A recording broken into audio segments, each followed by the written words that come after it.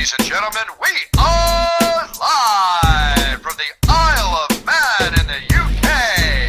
This is John and Mike's MMA Corner. Ladies and gentlemen, I am joined right now by Dominic Dillon. So thank you very much for coming to join me. You are taking on a fighter in Corrin Eaton, who's fighting a Team Titan. You're going to be on the BCMMA card.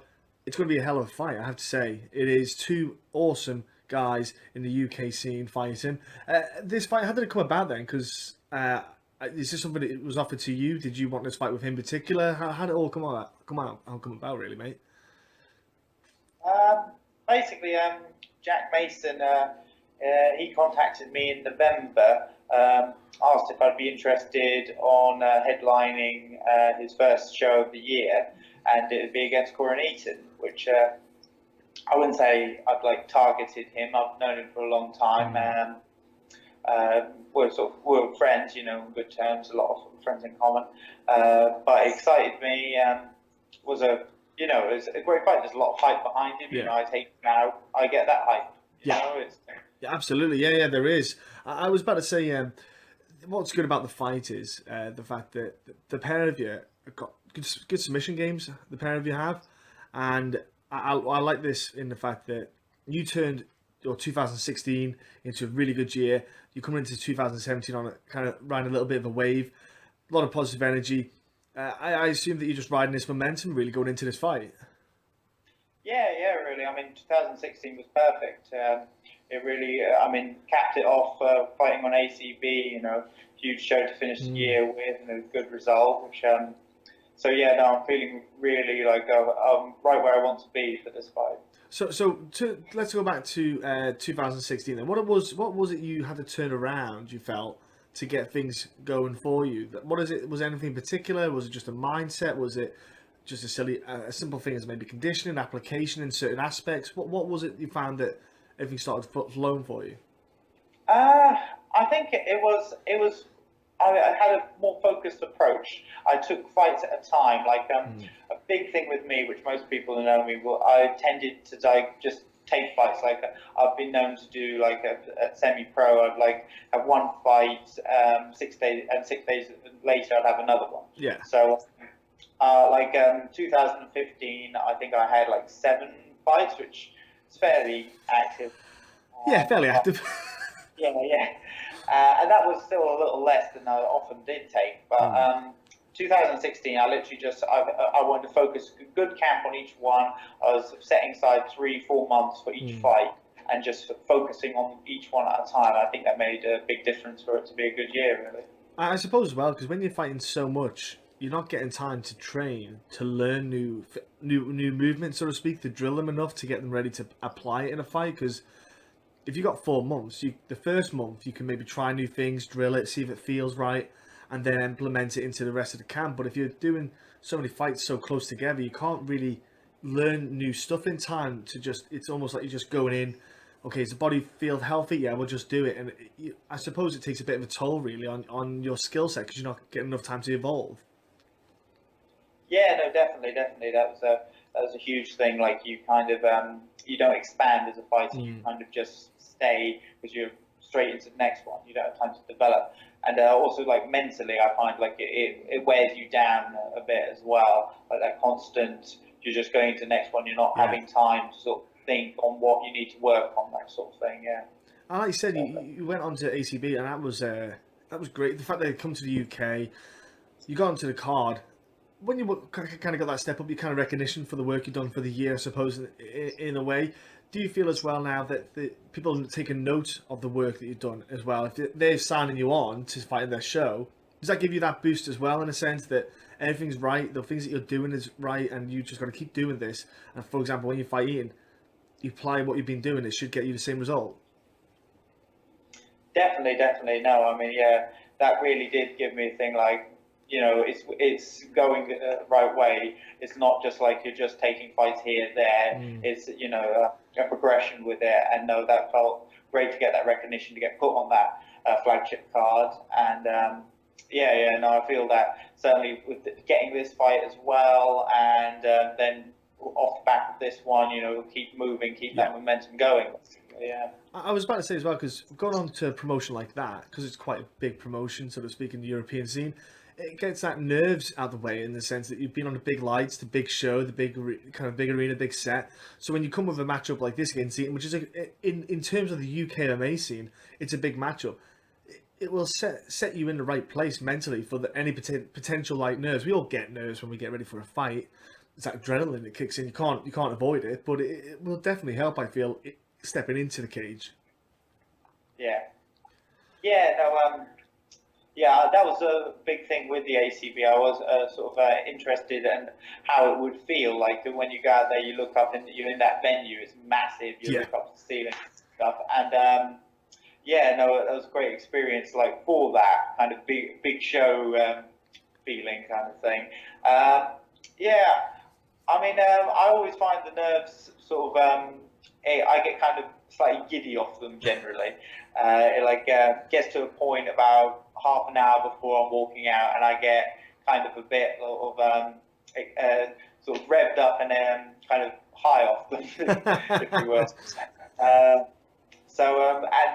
on a show like that, it was just sort of that much more. And it's like I can't keep still. I'm like, just bouncing off the walls, really, and I was just sort of to the nth degree. It's good though. It's good because that's the thing. Adrenaline kind of hits everyone in so different many ways. Some people just shut the world off and they just. I mean, like you've seen it yourself when you're in the back and you watch people. They've got their own little routines that they do to get themselves ready for a fight.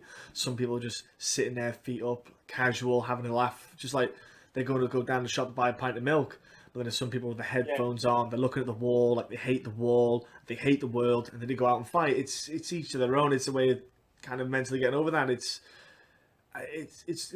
no wrong or right to it. It's just whatever your body feels natural doing. So, look, you said you had a bit more time between fight camps, which you can learn. Have you done anything particular though? Then with this time that you have, that little bit more time, do you cross train a bit? Do you go to different gyms? Do you have a more specific time spent on certain areas now because you've got a bit more time between fights?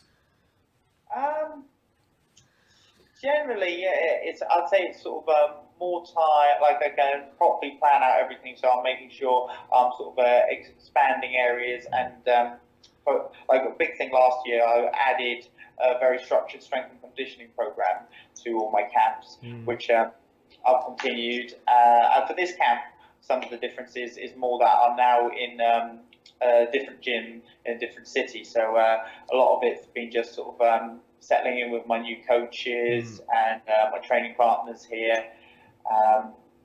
But I would just say that it's like I've got more time to focus on each area. It's the same kind of areas I was trying to do when I was fighting like every other week. But now I'm able to go, okay, I've got 4 months. I can do the hard rounds. I do stand-up rounds.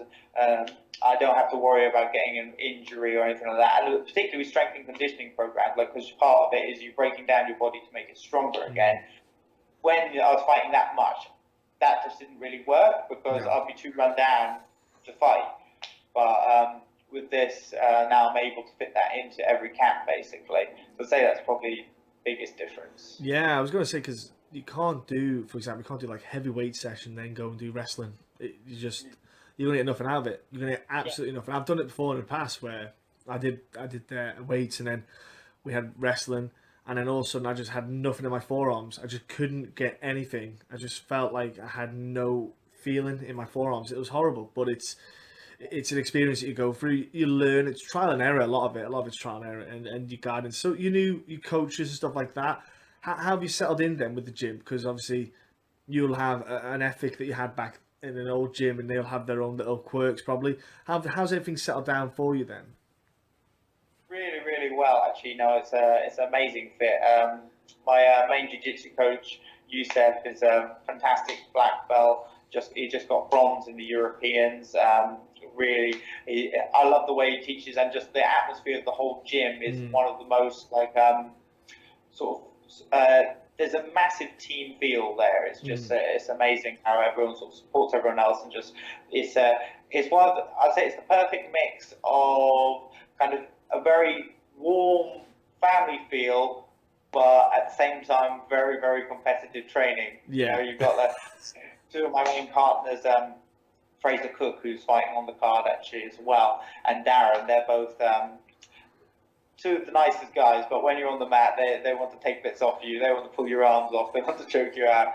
So it's great training partners there, and as well, like the Thai gym that does my stand up with Kenshiro, which it's awesome. They've got like Ollie Thompson, who's just preparing to fight on the same Czech Congo, yeah. So you're in the room with some great guys, and they've got that nice supportive feel, but at the same time, once the clock strikes and it's session time, they're gonna make sure you work. It's good though. That's good. It's good that you've got that, because you need that connection with the fighters in your team, so that you know your limits, you know how far to take it with each other, and having that bond. I think that's key, because if you don't, then that's when things can happen. Accidents can happen. Someone goes too far. Someone's going 70 when someone's going 50% in sparring, and then there's little things like that can happen. I think that unity is key in a team.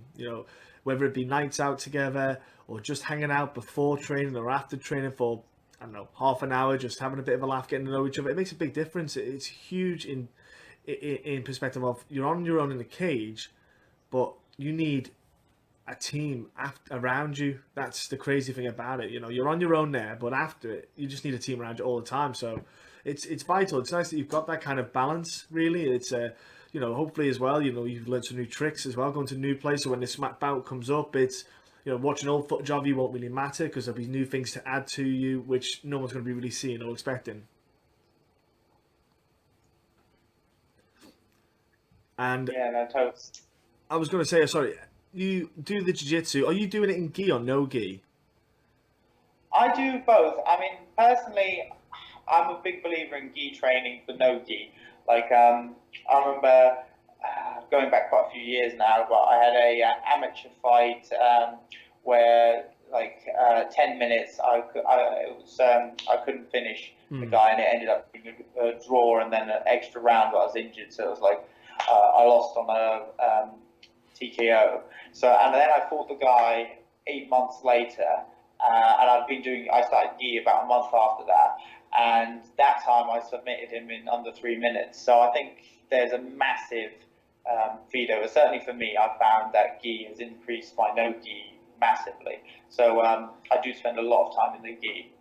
I was going to say, because I've done gi once, but for me, I've always been in the head of, if I do no gi, I'm gonna fight, I'll do no gi. I won't be thinking about an imaginary bit to grab. I'll be thinking about grabbing what's actually there with no gi. So it's not that I'm not even anti gi. It's all came from there. So it's something that's applicable. I suppose I probably would get into it. It's one of the things that you get into all the aspects of martial arts, because they are all addictive, because you're going to learn, you're going to absorb new information. It is one of those. Do you taper off though the gi the closer you come to fight day, so to speak? Do you taper off a little bit in sessions, or?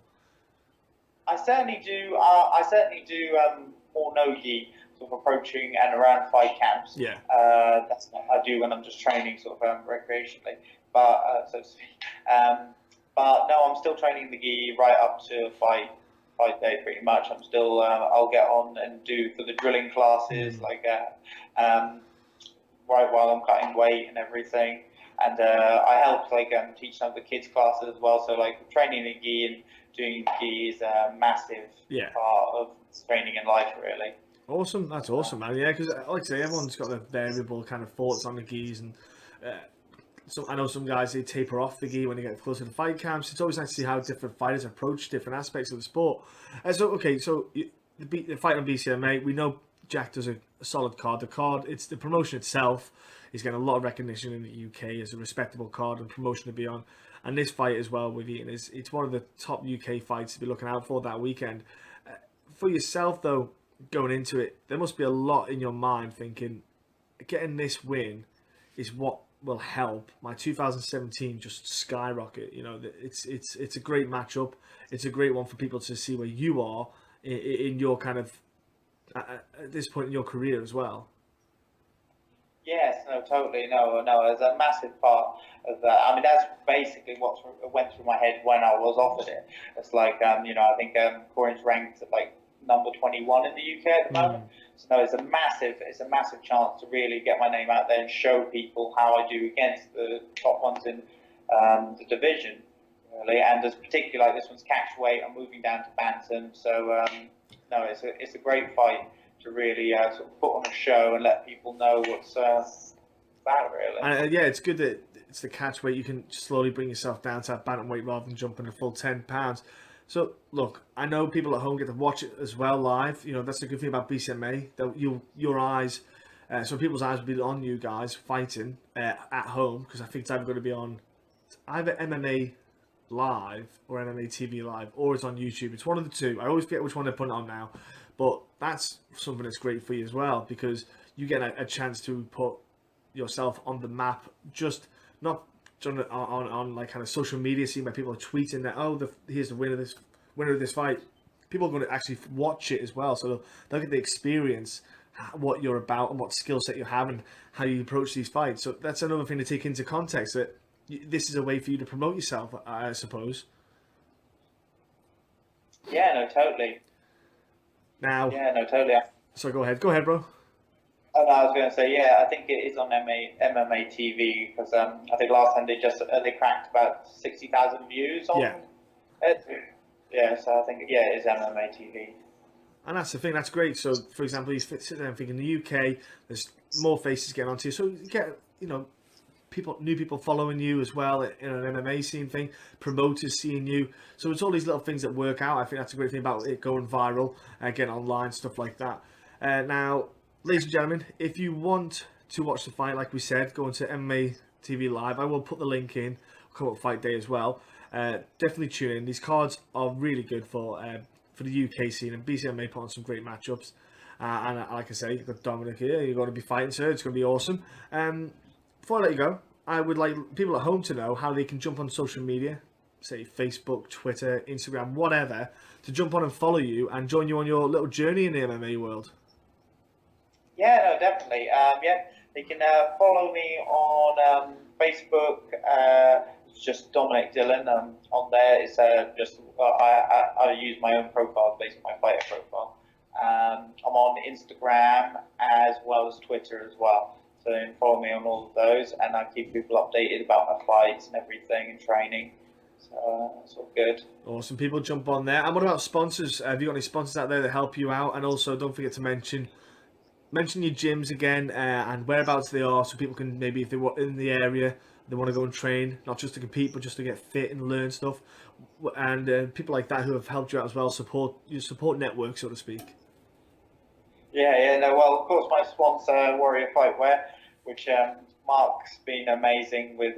He's always making sure I've got everything I need to train and fight. And my gym's Elements Martial Arts, which is run by Youssef in Hove, in Brighton, which amazing jiu-jitsu gym, top class, adult competitors, kids classes, women's self-defense, brilliant.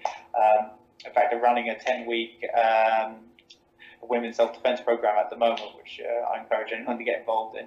And of course, my Muay Thai gym as well, Kenshiro, which one of the best Muay Thai gyms I've ever been in. It's first-class coaching, great fighters, as well as loads of people. Like, they run amazing fitness classes all throughout the week, which is perfect for people to get summer bodies and all that. Yeah, that's fantastic, man. Sorry, go on. Anyone else? And the biggest shout out goes to my girlfriend Matilda. She's so amazing. She's even doing the weight cut with me this time with Fight Week. She's supports me in every way. It's amazing. I'm very lucky. I'll give one shout out to him, but I'll give another shout out to Fraser Kirk and Darren for always beasting me in training, and of course also Bam Bam and Ed Robinson as well. Awesome, man. Honestly, look, Don, have a great fight. Have a great weekend as well at the event. I never say good luck, because it's about how hard you've been training, man. So have a great fight. Have a great time. And look, good way to start your year 2017 with an epic battle on the UK scene. So go out, grab it with both hands, and enjoy the fight, man. Awesome. Yeah, will do.